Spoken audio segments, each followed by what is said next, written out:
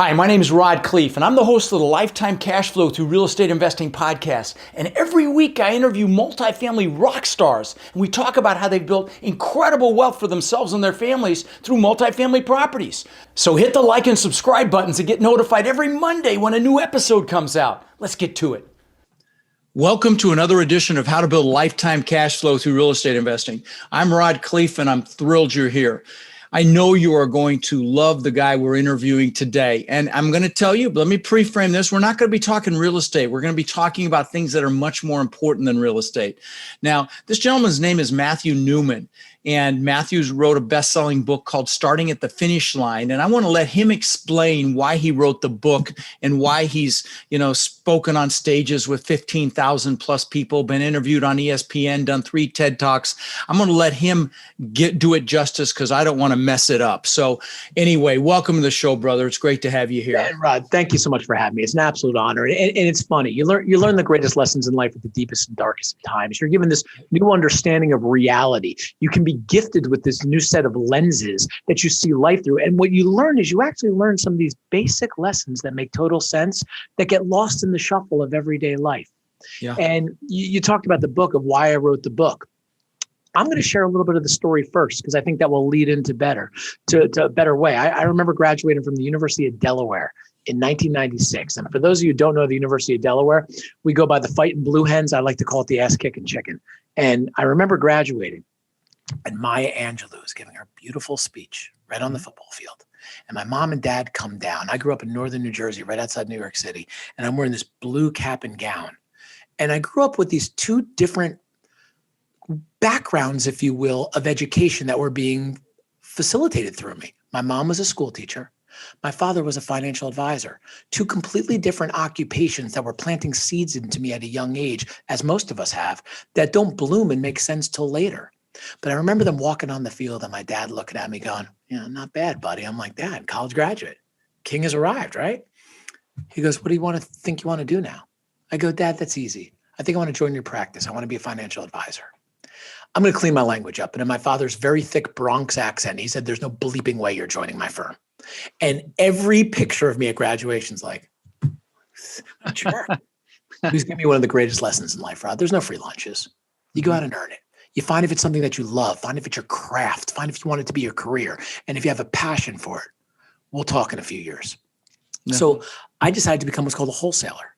What a wholesaler is you get the same licenses and everything as a traditional financial planner and financial advisor.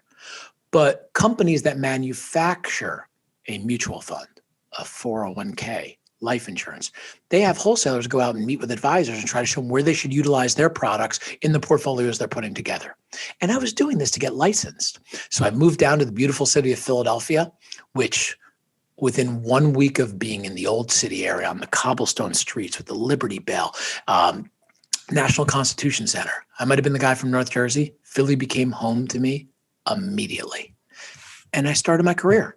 And I remember my dad sitting down with me and he goes, 3 things I want to bring up to you. I go, what's that? He goes, 1, if you don't believe in the products and a family member wouldn't own them, you don't sell them. You lose the battle to win the war. It's about building true relationships. Number 2, always be honest with people. Over time, they'll tell if you aren't. That's how you really maintain these relationships. And number 3 is because you get a soccer scholarship to college. Go take that work ethic in. You do that, great things could happen. And I started to say the same thing every day, Rod. The job of the financial advisor is to be there when things are bad, to give people good news at the deepest and darkest of times, to have a plan in place prior to the negative, because most people want what they can't get. They want life insurance after it's too late. They want long-term care as they're bringing someone to a home. They want some type of financial plan after they lose 30% because they don't know what they're doing. My career takes off. 3 years later, I became the number 1 guy at my company. And 4 years later, I became the number 1 person in the entire industry. And I remember my father sitting down with me. He's like, not bad, kid. I'm like, right, Dad? He goes, I think we should talk about you joining my firm. I said, you can't afford me anymore, Dad. We're done with that talk. I found my passion. And as my business started to keep going and sharing connection, I then met my future wife in Philadelphia. We get married. And what's interesting is she came from a very different background than I did. I'm a Jewish guy. I grew up in northern Jersey, like I mentioned, teacher, financial advisor. My wife grew up in a town called Minersville, PA, which is old mining country, Pennsylvania. It's probably a beautiful area years ago. There's no mines open left. It's become an opioid place. It's really scary how bad that it's gotten. And she's a Catholic girl, grew up in a 500 square foot row home. Her father was a highway construction worker. Her mom was a janitor. And I heard all this negativity about in-laws. We were very different. My father-in-law liked to hunt. He liked to fish. He liked to fix things. I did none of that. But I'll tell you this, we both like to drink a beer and watch baseball. And I was determined to make him a Yankees fan. That was going to happen in my life. A couple of years later, unfortunately, my father-in-law got diagnosed with pancreatic cancer at 60 years old. My first experience with cancer happened when I was 15. My Grandma Harriet, was diagnosed with cancer. I wasn't old enough to understand it, to digest it, to get the realness of what it was doing. But one day she was Grandma Harriet. The next day she was wearing a cancer turban. And the next day she was gone. What I do remember is what it did to my mom. My mom was never the same person again. She cried every day, every weekend. We were at my grandparents' house in Fair Lawn, New Jersey. They were at our house in Parsippany. My mom spoke to her every day, but she became a different person. I wish I could have hugged her more. I wish I could have been there. I didn't get it. My wife and my father-in-law were two peas in a pod. They were the same way. My wife is pregnant with our third child. We have 2 kids under 3. She drove him every day back and forth, 45 minutes to the University of Pennsylvania. He went through his Whipple procedure. Chemo, replaned. She showed what realness and warriors really do, which is protect family when they truly need them the most. My father-in-law had 2 major goals. 1, he wanted all 3 of his grandkids to be born. And 2, he wanted to fight long enough that they'd have real life memories of him. It was an honor to be a part of this and see the way that he took on this challenge. 2 years later, he's still fighting, and I got in a car accident. Miserable, icy day, bounced into the car in front of me. That night I come home. I didn't go to the hospital. My wife's yelling at me. You should have went and got your head checked. I said, I'm fine, all that stuff. And I had the worst headache known to man. I've never really got headaches before. My wife suffers from chronic migraines. My father-in-law is sitting on the couch. Cancer is like a roller coaster. It goes up, down, left, and does whatever it wants. His roller coaster was going down. I got 3 kids now that are under 5 years old. It's not about me. And my wife goes, did you go to the hospital today? I'm like, no, but my head is killing me. She goes, yeah, try having chronic migraines. I don't want to hear about it. Over the next 2 weeks, the pain got more and more severe every day where there was no lapse in the pain. 2 weeks into it, I started to lose all ability to sleep. I would pass out on the couch with my father-in-law, Larry, at 8:30 watching something on TV. I'd wake up at 10 in massive pain. I was giving a speech, and I speak all over the place on finance at that point. And as I was giving a speech in Bridgewater, New Jersey, I went to make a point. I felt a hot flash hit me in the face. And when the hot flash hit me in the face, slur and gurgle poured out of my mouth in front of 100 people. I didn't know where I was. I didn't know what was going on.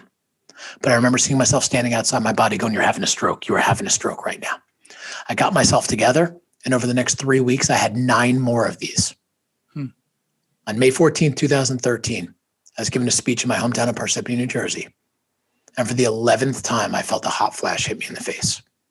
I turned my back on everybody to point to the PowerPoint, so that way I could hide myself while I was going through this. And that was the moment I decided I'm going to the hospital right now. Meeting ended. I walk out. I got in my car and I went to a place called Capital Health in Hopewell, New Jersey. My wife was shopping at a place called the King of Prussia Mall, which I'm sure a lot of your listeners have heard of. She meets me over there as we're having a little break from Larry's chemo at that point. We meet in the parking lot. We hold hands. We walk in. They tell me they're going to make a CAT scan. I'm like, CAT scan, right on, man. That's cool. That's not a problem. So they give me a CAT scan. And they come in 3 hours later. They go, Mr. Newman, we know the issue. You have a lesion on the left frontal lobe of your brain. Now, unfortunately, a lot of us in the industry we're in, we speak a vernacular that makes sense to us that doesn't make sense to others. So my vernacular, you know what that was? Well, a lesion's a cut or a bruise. Car accident. I probably dinged he goes, it's causing massive pain. I'm like, yeah, man. It's causing your loss of ability to sleep. I'm like, yes. He goes, Mr. Newman, you're not having strokes. You're having full-blown seizures. I wasn't upset by this. I was like, yeah, that's it. Let's fix it. I went in for countless MRIs and MRAs. And at 3 a.m, they said, we need one more MRI and MRA, and we need to do it with contrast. I said, yeah, no problem. My wife goes, I'm going to go home. I'm going to make lunch for our 3 kids. I'm going to find a ride for my father to chemo. I'll be back in an hour. I said, take your time. We'll see when this is done. So the nurse comes walking in. She goes, all right, Mr. Newman, one more MRI, MRA for you. I'm like, I just did the Broad Street run, the biggest 10-mile run in the country 8 days ago. I'll walk. No walking, Mr. Newman. Liability. You got to get in the wheelchair. Right. So I get in the wheelchair. She pulls up the clipboard behind it, goes, Mr. Newman, MRI, MRA. We need to see how big your brain tumor is. I said, It's a lesion. And that was the moment at 39 years old, I was diagnosed with brain cancer. Wow.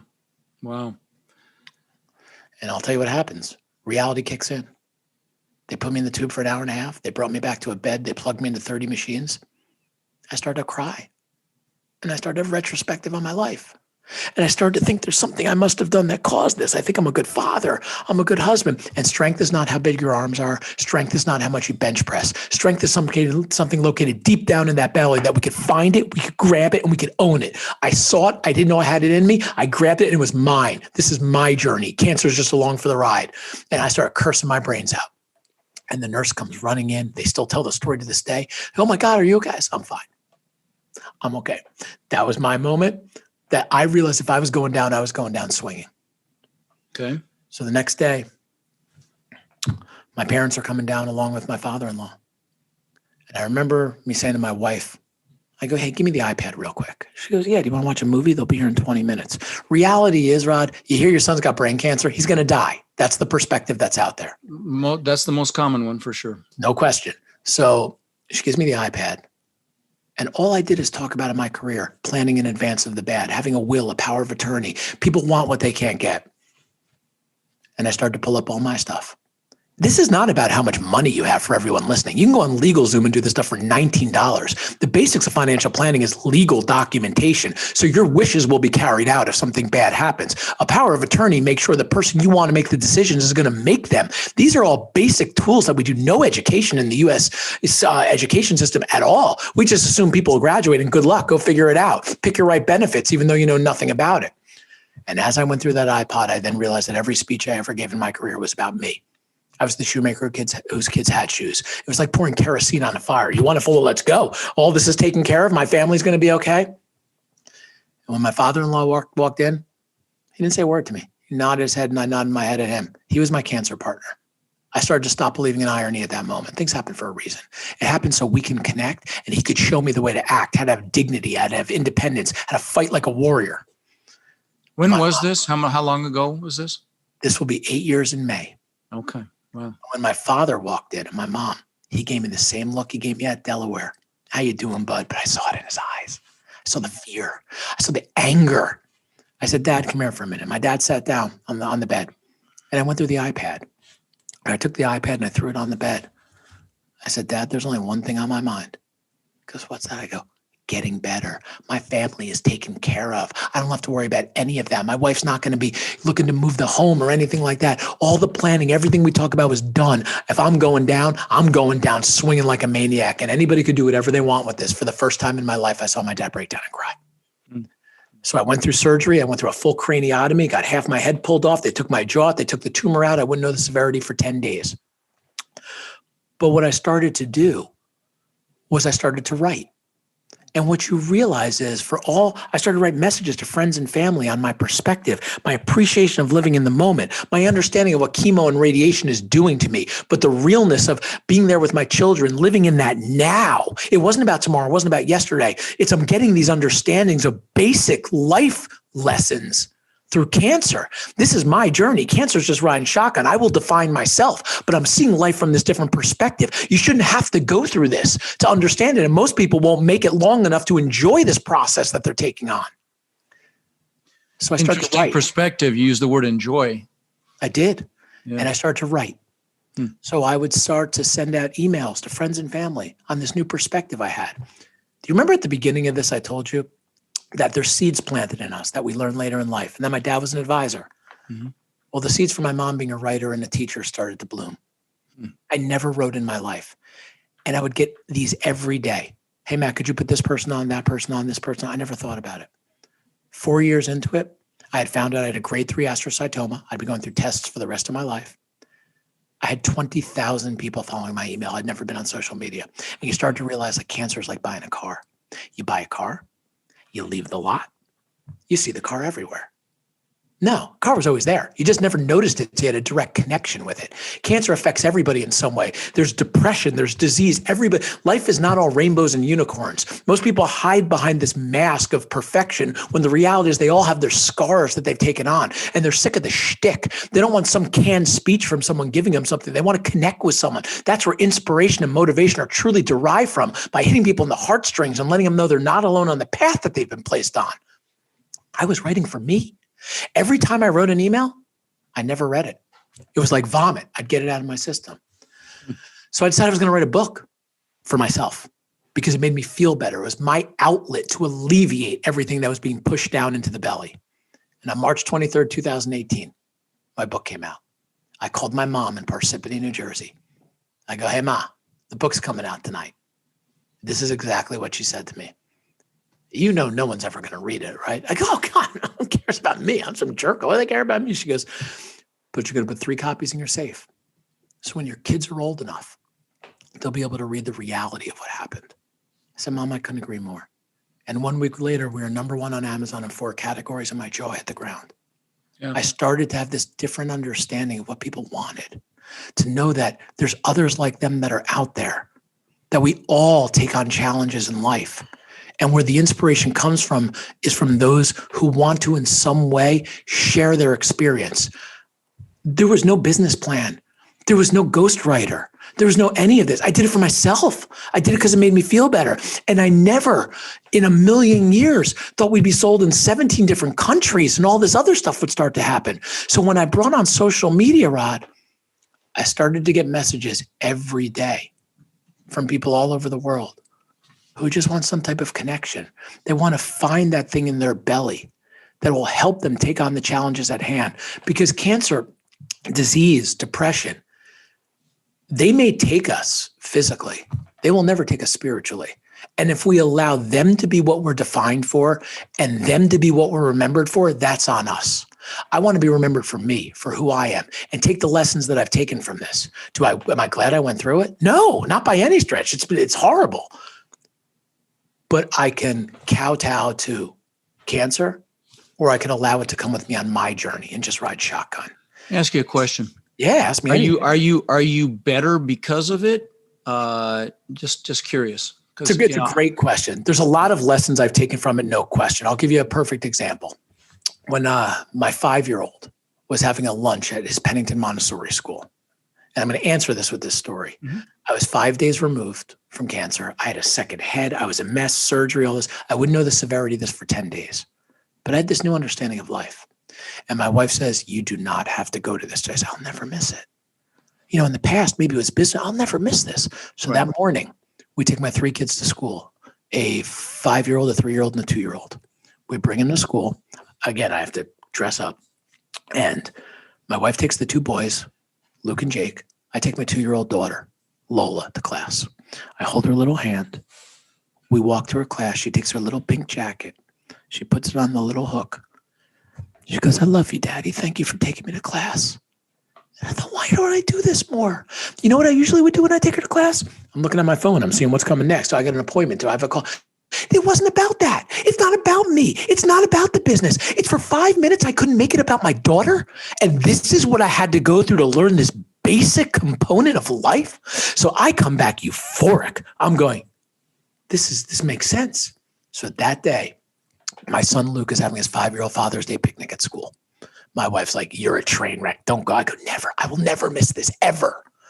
So she takes me to school. I can't drive. She takes me to the school, and Luke's waiting outside. And he gives me a big hug. He goes, "I love you, Daddy. Thank you for being here." I start to cry. I didn't cry out of fear or anxiety. I cried out of happiness. This was our moment. We own this. And we walk in. I'm holding his hand. We got our little brown bag lunch, and every dad's going to sit next to their son for 30 minutes. And then it ends and they all go.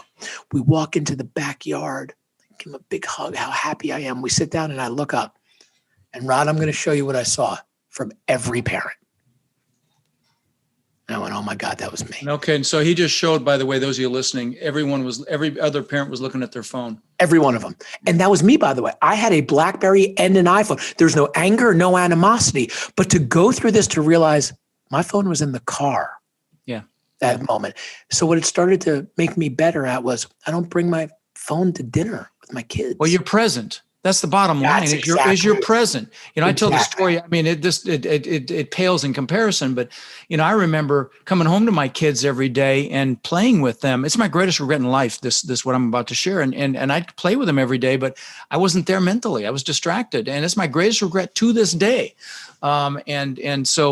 And you had to have a huge wake up call to get that gift. And that's what it is. It's a gift. And that's how you answered the question. The question was, did you get anything good out of this? And you got the gift of recognizing to be in the moment, the power of now, and being there when it really matters. And that's a freaking gift. I can tell you right now, because like I said, to this day, I'm 61 years old. My greatest regret is not being there and missing things with my kids, because my dumbass thought it was more important to show the world I was good enough by being a huge success. So, thank you. Yeah. Wow. So that's living in the moment and the power of now. Now I know that, you've done these several TED Talks, and let's talk about, actually, before we get into that, talk about a little more about connection. I mean, we're on this topic right now, and maybe drill down a little bit more about how important it is to really connect, to allow yourself to be vulnerable, to please let me let you tell. Yeah. So it's interesting. One of the things I thought was always important was building relationships. And you started to have a new perspective on the way relationships were really constructed when you took this on. Everybody wants to be there for, with you during the good times. Sure. A lot of people take off during the bad ones. So what I started to have a better understanding of was when I started sending these messages out, what real connection is. Connection is hitting people in the heartstrings, where you almost feel like you're an extended member of their family. And I'll give you an example. Regardless the craft that you are in, whether it's sales, whether it's legal, whatever it is, everybody wants to give some cool thing out with their little logo on it or something like that. And I tell this story a lot. I go, when was the last time you gave golf balls to somebody with your logo? Newman Capital. We'll use me for example real quick. Right.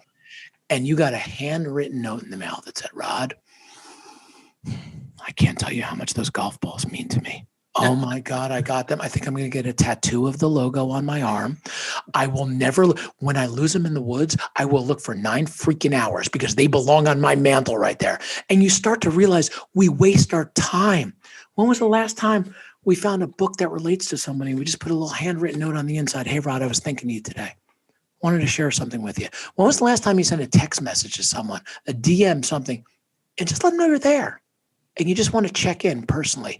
That means more than we realize. And you started to have this better understanding of what real relationships were about. A lot of them are a facade, unfortunately. A lot of us have these amazing relationships you build up through work, but the reality is if you left your craft or something, you're never going to talk to those people ever again. Then there's those of us that dig in deeper and we build something that we will have for the rest of our lives. So focusing on connecting on a deeper level, which you don't have to go through negative times. You could take the lessons from those of us that did that and transpose them into your life, and you could change the way you're looked at in a variety of different ways. Love it, man. I mean, I got to tell you, let me show you on the wall behind me. I've got hundreds of thank you cards. You can't even see them all behind the green screen. I love it because of the impact they have on me. I put them on the wall. In fact, I just put up some more cork that's going to fill up the whole wall back there. And because, that's someone really taking the time. And very often, I'm blessed. This is not ego. Please know that. But I literally get love every single day in some fashion. I get cards, gifts, DMs, emails, and these are people connecting at a deeper level with me. They're not just, it's not surface, and it's the greatest gift. I'm sure you do the same. I'm sure you do as well. And it's, it's. I'll give you a quick story real quick. So I have a friend of mine who's a client of mine as well too. His son gets a scholarship to go to the University of Alabama wrestling. Roll Tide. Really cool, right? Great wrestler. So what happens is, due to a pandemic, guess where he wasn't going? They weren't doing indoor wrestling. That's not going to happen. So I'm talking to him on the phone one day, and he's telling me how upset his son is, and he's, he's going to go there at some point, but it's just a miserable experience. But looking forward to this his whole life, blah, blah, blah. Sure. So I went and bought a book called Unstoppable. I know $4 on Amazon. Now, Anthony Robles is the author. That happens to be a good friend of mine. No kidding. We met a number of years ago. And he's just a wonderful person. And he's the wrestler who won the national championship with one leg at Arizona State. His story is just, and that pales in comparison to the whole story of his life. So what people don't realize is you can go on Amazon and you could buy used books for like $2, $3, $4. I ordered his book and I wrote a note on the inside cover. Hey, this too shall pass. Just want to send something good to read, something that would inspire you, let you know you're going to be there in no time, but give you something to keep fighting and doing all the training you need to do. Here's the question I have. So his son's, I guess, was like 18, 19 years old. Who do you think called me? Right. Not Probably his dad. Yeah. Crying. Here's the point that I bring up. Do I have to, as a client relationship, do I have to establish myself with him any further going forward? No, absolutely not. I mean, if you do something that thoughtful for someone's child, forget it. I mean, you're family at that point. And that's where I go with this. What I did during the pandemic for a lot of people, a lot of guys I know who had kids in college that were clients or had a business relationship of some type, I would send the kid a notebook for $3 from the school and say, this too shall pass. You'll be there. Just want to give you something good to write notes in when you get there. There's the shtick of the logoed stuff, and then there's the heartstring. And that became clear to me from the connections that I started to build through something I never planned on. Yeah. I love when you said that guys, you don't have to go through what Matt's gone through, that example he gave of the guy that wrote Unstoppable, what he went through. You don't have to go through it. You just need to get the lesson. And that is, you need to live in the freaking moment. You need to connect on a deeper level. You need to allow yourself to be vulnerable, and because there's incredible strength in vulnerability, and that's how you truly connect.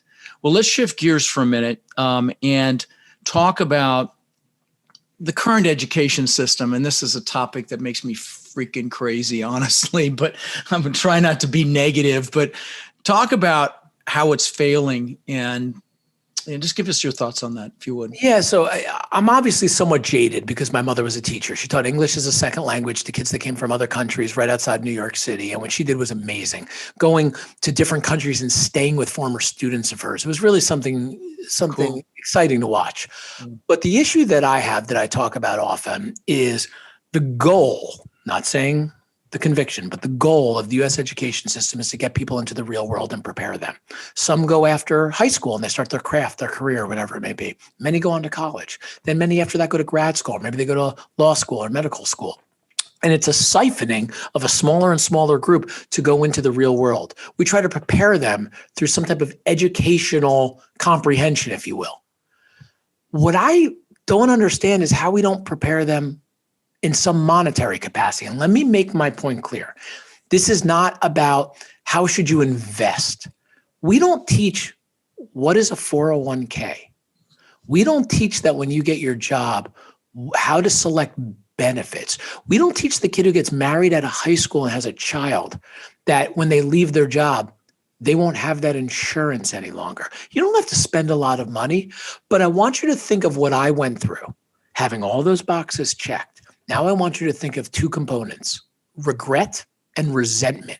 So the person's laying there, they go through something they never planned for that's just popped up on them that they have to deal with now. And they're thinking, oh my God, where are my kids going to be? Oh my God, my wife's not going to be able to stay in her house. And what happens is you go down something called the downward spiral, which the American Medical Association wrote on. We've all heard of the couple that's been married for 50 years. Husband gets cancer, he dies. Wife's healthy as a horse. And what do we often hear happens 6 months later? She dies. Yeah. You'd fall into that spiral. The fact that we don't give some type of you start to make a lot of money, go find an advisor, go someone who's going to manage something for you. But the basic components of what to check, when we make those mistakes, there's been no education on how important that is. And what we find, as I mentioned earlier, is people want what they can't get. Because once you get sick, you're not getting life insurance. You're not getting long-term care. It's not going to happen. So I believe we've done an injustice to children by not making them more aware on a practical platform of how important it is to not only be educated on different subject matter, but to be educated on what's really going to happen when you enter the real world. Yeah. And sadly, that's just one example of the failure of our education system is planning, for a situation like that. But yeah, well, listen, I know that we talked about your 3 TED Talks, and I've been threatening to do one myself. And you said that the last one you did was your favorite. Could you expand on that? Yeah, so actually, it's the middle one that I did. So it was the middle one. Okay, so, got it wrong. So the last one I did was actually it was in Long Island, New York, and it was on March 7th. And within a week or two later, we all know what happened. The whole shutdown due to the pandemic. But what's interesting is my first one I did was in Delaware. My last one I did was in New York. The middle one I did was my favorite speech I've ever given, because there was a TED Talk at my old high school. Yeah. And I got to go back and talk to the kids. Yeah. It really reflects on your age when people are coming up to you after and saying, you graduated with my mom or something like that. You're like, oh my God, I'm getting old here. But your home is where the heart is. And what I point out, and it's hard for some people to understand, is that the people who knew you back then, they really know you. They know who you are. You may have become something a little bit different, but we all stem from the root of where we came from. I was beaming happy. It was such an honor to be at a place that I went through and come back and be able to talk to students and be able to connect with people on what used to be my home, a place I went every day for school. The principal of that school is one of my favorite people I ever grew up with, one of my best friends growing up. There was a feeling of honor, and it was almost like a microcosmic circle, except I was back where I started. Yeah. And it might not have been the most elaborate one. It puts a smile on my face every time. Or the largest reach, but it was the most impactful. And guys, anything you can do that impacts the life of a child is you're a success. You are a success when you impact the life of a child positively. Well, listen, Matt, this has been a real treat to have you on the show. I'm very grateful. Guys, get his book. It's titled Starting at the Finish Line, and really a pleasure to know you and to see how, it's not what happens to a person, it's how they respond to it and the meaning they place on it. And what happened to you destroys a lot of people, where, if you just make a decision about anything that happens to you and you change the meaning, life is about meaning. You change the meaning as you did. It can be a very positive, empowering experience. So again, thank you for sharing, brother. It's great to have you on the show. Thank you so much for having me. You bet, buddy. Take care. See ya. Rod, I know a lot of our listeners are wanting to take their multifamily investing business to the next level. Now, I know you've been hard at work helping our Warrior students do just that using our ACT methodology, which is awareness, close, and transform. Can you explain to the listeners how they can get our help? You bet. Guys, we've been going nonstop for 3 years, building an amazing community of like-minded people. And our coaching students, which we call our warriors, have had extraordinary results. They've purchased thousands and thousands of units. And last year, we did over 1,000 units with our students. And we're looking to grow this group and take it to the next level. We're looking for people who want to follow a proven framework that's really step by step, and then leverage our systems and network to raise equity, to find and close deals, and to build partnerships nationwide. Now, our warrior community is finding success in any market cycle. So if you're interested in finding out more about how you can become more of our incredible network and take advantage of the incredible opportunities that are coming very soon, apply to work with us at mentorwithrod.com or text CRUSH to 41411. That's mentorwithrod.com or text CRUSH to 41411.